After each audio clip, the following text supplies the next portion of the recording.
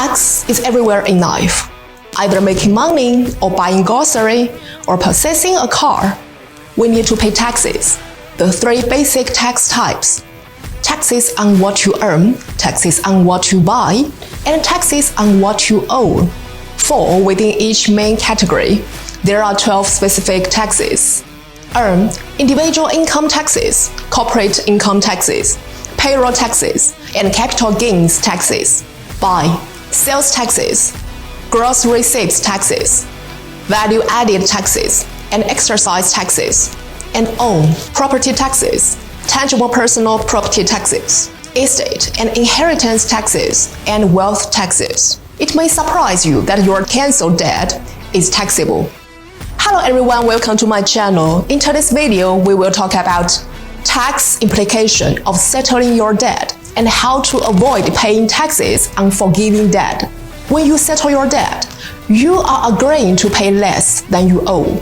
If a creditor decides to forgive an overdue credit card balance, if a vehicle is repossessed to partially satisfy a secured vehicle loan, or if a mortgage company forgives mortgage debt after a foreclosure, the taxpayer is on the hook for income tax for the amount of the debt forgiven. It's essentially treated as if it were your regular income because it's money you borrowed that you are no longer obligated to pay back.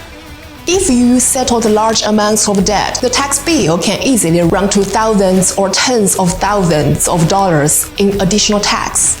You could lose your refund, or worse, instead of owing the old creditors, you could end up owing the IRS and facing new challenges with the tax debt. This is one of the harshest preventions in the tax code because it punishes folks who are already struggling. But there might be help. There are some instances when this cancelled debt income can be excluded from income, and you can avoid tax on it. What are the instances? Cancelled debt that qualifies for exclusion from gross income. 1. Cancellation of qualified principal residence indebtedness. 2. Debt cancelled in a bankruptcy case. 3. Debt cancelled due to insolvency. 4. Cancellation of qualified farm indebtedness. 5. Cancellation of qualified real property business indebtedness. You do not have to pay tax on debt successfully discharged in bankruptcy. However, if you settled a debt before you filed for bankruptcy, the creditor may still send you a 1099-C indicating the forgiving amount, and you will have to research whether there are other exceptions or exclusions you can use to avoid paying taxes on the amount. The two most common situations are when taxpayer is insolvent and for qualified principal residence indebtedness.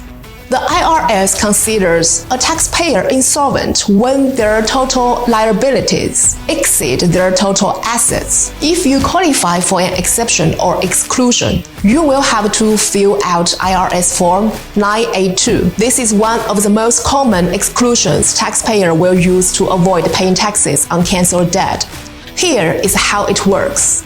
You make a list of the value of all your assets and a list of all the debts you own, including debts that may not be dischargeable in bankruptcy, such as student loan, for example. You are insolvent to the extent that your liability exceeds your assets. Here are a couple of examples. Example 1. Your assets are worth $35,000 and your debts total $45,000. So you are insolvent to the tune of $10,000. You settle a debt with a creditor who agrees to forgive $8,500. You do not have to repay any of the money as your income on your tax return. You do not have to report any of the money as income on your tax return. Example 2. Your assets are worth $35,000 and your debts still totally $45,000. But the creditor writes off a $14,000 debt.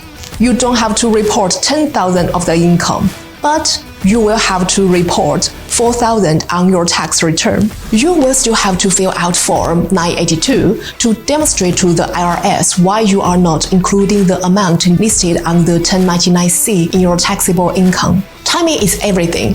Take a look at your finances. right before the debts were forgiven. Include student loan, debts to the family members, everything that you owe everyone on the planet.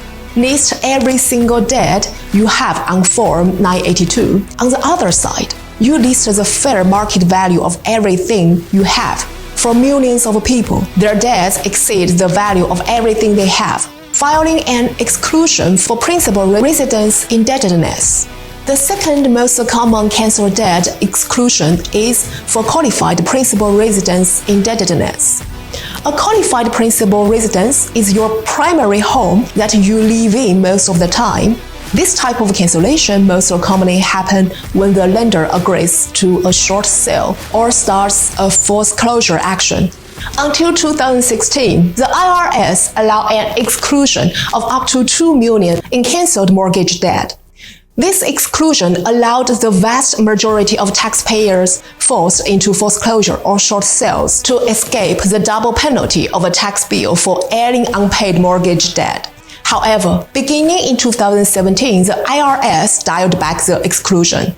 Now the IRS only allows the exclusion if the discharge was subject to an agreement that was entered into and evidence in writing before January 1st, 2018. Okay guys, thanks for watching. That's pretty much for today. If you found this video helpful, please drop a like button. If you like my contents, please subscribe my channel for more future videos. I will see you next time.